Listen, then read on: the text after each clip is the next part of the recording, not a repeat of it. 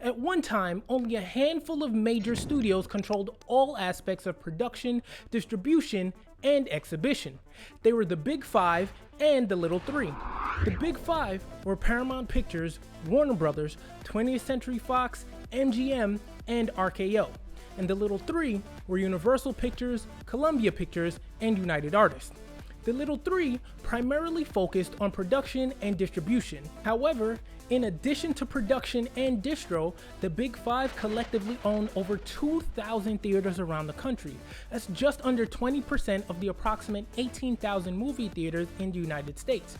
But because the Big Five produced and distributed 90% of all movies in the US, you heard me right, 90%, the 16,000 independently owned theaters had no choice but to negotiate with the Big Five in order to have movies screened at their theaters. So in 1938, the United States sued the Big Five. Although the case is titled US versus Paramount Pictures, all 5 studios were defendants in the case. The suit accused the studios of block booking, blind bidding, exclusive contracts, price fixing, and controlling first-run theaters. So, real quick, block booking is when theaters are forced to reserve large blocks of screening rooms for multiple movies, including the less desirable titles. So, for example, let's say I was negotiating with one of the Big Five for my theater to have, let's say, Star Wars screened. The studio might only agree to 4 weeks of screenings in room 1, only if my theater also screened Spaceballs and Howard the Duck in room 2 and 3 for 8 weeks.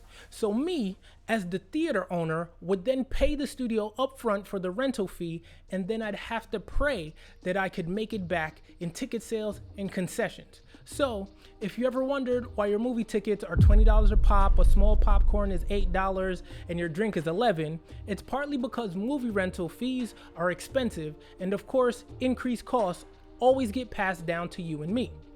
Now, blind bidding would be if the studios forced me to bid on the rental fee for Howard the Duck without seeing that masterpiece first. Exclusive contracts and price fixing are self-explanatory. And first run control would be if for the first 8 weeks that Star Wars is in theaters, it's only screened at one of the theaters owned by the studio. Obviously, no matter how popular a movie is, by week 8, when my theater finally gets to screen it, most people have already seen the movie. When you combine all these allegations, you can see just how tight they squeezed the market.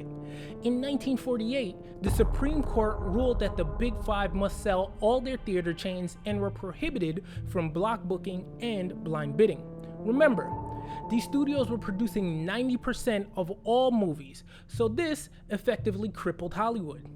Over the next decade, smaller independent studios began to emerge. This opened the door for directors such as Coppola, Scorsese, Spielberg, and Melvin Van Peebles. Burst onto the scene in America with Sweetback, and people said, I mean, you really created the genre. There were a whole bunch of brothers and sisters out there who thought as I did, who had never, up to that time, it was considered there was no black audience. Black films were not successful. Yeah. My argument was, how would you know you? Because you haven't seen any. You haven't seen any. And from Sweetback, only 2 theaters in the entire United States would show it. When it first came out, only 2 theaters, one in Detroit, who hadn't opened the mezzanine in 15 years up to that time, and one in Atlanta, Georgia. Well, I think well, of course, you know, yeah. The business of America is business. Once it hit, of course, everybody called me up. In 1971, Melvin Van Peebles independently released Sweetback's Baadasssss song. The movie was made on a very small budget of $150,000 and told the story of a black man on the run from corrupt cops. You see, with the gatekeepers out of the way, black audiences were finally able to see themselves represented on the big screen in a significant way. Because of this, Sweetback's Baadasssss song went on to gross over $15 million. This was followed by Gordon Parks' Shaft, Gordon Parks Jr.'s Superfly, Foxy Brown by Jack Hill, film after film that audiences of all creeds flocked to. Everyone wasn't happy with the success of these films though. In a 1972 LA Times article, president of the Beverly Hills Hollywood branch of the NAACP, Junius Griffin, criticized these films. He argued that the sensationalized depiction of crime, violence, and drug use often used in these films exploited the negative stereotypes of black communities, thus coining the term blaxploitation. Despite the criticism, some filmmakers continue to experiment with the genre by crossing it over into sci-fi. Only a handful of movies were created in this subgenre. Lee Frost directed The Thing with Two Heads, which is considered the first blax-fi movie. The movie represents a shift away from typical blaxploitation projects of the time. Although it retains some exploitation elements, the movie turned to science fiction and comedy for its presentation of social commentary. In the movie, a wealthy racist white surgeon develops a terminal illness. Now, in order to save his own life, he gets his head transplanted to another body. Hilariously, the surgeon's head is placed on the body of a black man. Some loved it, while others felt the topic wasn't handled seriously enough. Future blax-fi movies such as Safe is the Place would build on these elements. But a year before that movie was released, filmgoers retreated to Black Frankenstein, aka Blackenstein.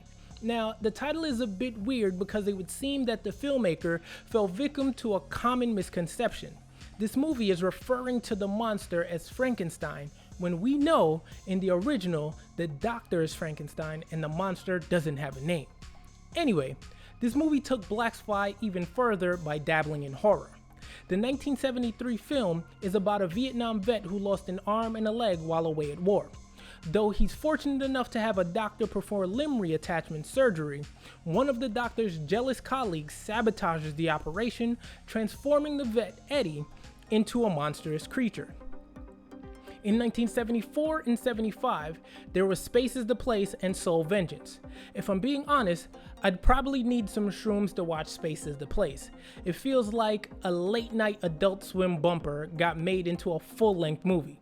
In the movie, Sun Ra travels through space in a spaceship called the Musician.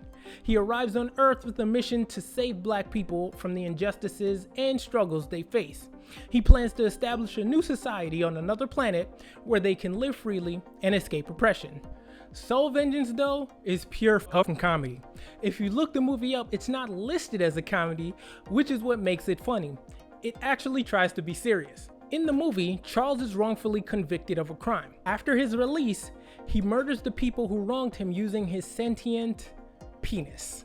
Yeah, it's conscious, and Charles has the ability to extend and manipulate it. I'll leave it right there. Rounding off the decade is Abar, the first black Superman. The movie follows Dr. Kincaid, a black scientist who invents a serum that enhances physical abilities. He uses the serum on his chauffeur, Abar. Abar decides to use his newfound powers to fight against racism and injustice in his community, challenging a group of white supremacists who terrorize the neighborhood. I can't say for certain that this may have been an inspiration for Robert Townsend's Meteor Man, but it does feel like an homage. A notable mention from 1984, which would have been after the blaxploitation era, is Brother from Another Planet. Joe Morton plays an unnamed alien who crash lands on Earth. He takes on the appearance of a black man and possesses extraordinary powers and experiences the realities of urban life and forms connections with the local community. Before the fall of the Big Five studios, a new film genre was brewing in Italy, and it wasn't spaghetti westerns. This genre has been relatively forgotten about. It is called